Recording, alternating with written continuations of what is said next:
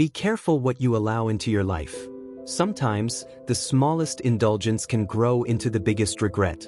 Once upon a time, a great monk lay on his deathbed. Surrounded by his disciples, he called forth his chosen successor, a young, devoted monk, and whispered his final words. Remember one thing: never allow a cat into your life. With those mysterious words, the master closed his eyes and took his final breath. A large crowd had gathered to hear the revered monk's last statement. Everyone stood in silence, puzzled by the strange advice. The young successor was equally confused. Why would he say something so unusual? He wondered. What could he possibly mean by not allowing a cat into my life? The master was cremated with great honor and rituals, yet the words continued to echo in the young monk's mind. Days passed, but the meaning remained unclear. There was an elderly monk in the monastery, wise and experienced, who had spent many years by the master's side. Though age and poor health had kept him from becoming the successor, he had always been a quiet observer of life and its deeper truths. Noticing the young monk lost in thought, he approached him gently and asked, "Why do you seem so troubled?" The young monk sighed and said, "Before passing, our master told me something strange. He said I must never allow a cat into my life. I don't understand what he meant." The old monk smiled knowingly. "You don't know the story, do you?" And so he began. A long time ago, the old monk said, when the master was a young man, he renounced his home, wife, and children in search of truth. He journeyed deep into the forest and settled near a small village, where he lived in solitude, meditating and surviving on the food villagers gave him. Out of respect, the villagers built him a small bamboo cottage. He owned only 2 robes, but soon faced a problem. Rats began chewing through his clothes. Disturbed by this, he spoke to the villagers. One suggested, "Why don't you keep a cat? It will keep the rats away." The idea seemed practical. The villagers gave him a cat, and indeed, the rats disappeared. But now, the monk had to feed the cat. This meant going to the village multiple times a day to ask for milk.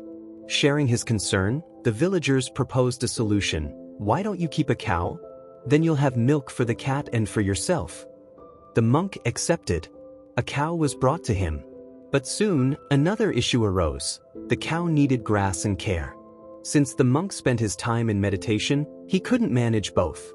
The villagers offered another solution. "There is a widow in our village. She lives alone. If we ask her, she would happily serve you and take care of the cow, the cat, and even you." The monk found no fault in the plan.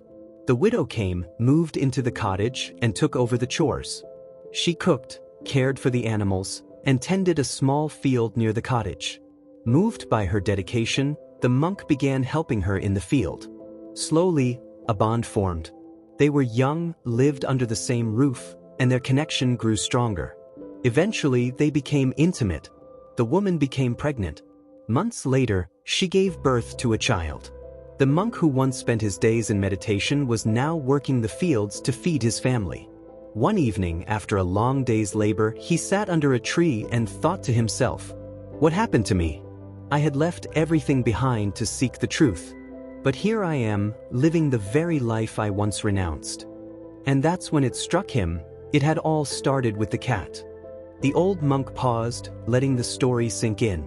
Then he looked into the young monk's eyes and said, "My friend, when the master warned you about the cat, he wasn't talking about an actual animal.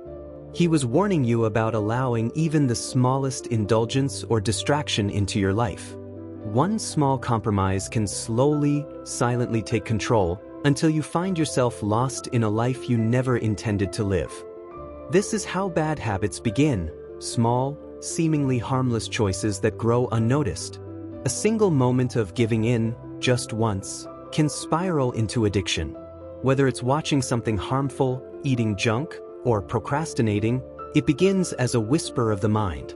But soon, the mind begins to rule over you.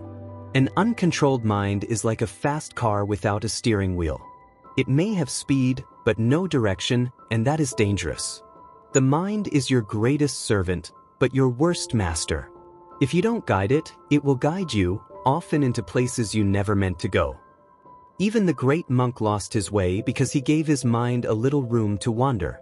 That little cat became the doorway back into the world he once escaped. So remember, the greatest battles are not fought outside, but within. Guard your mind fiercely. Don't let in the cat of indulgence, or one day, you may wake up wondering how you ended up in the very life you tried to leave behind.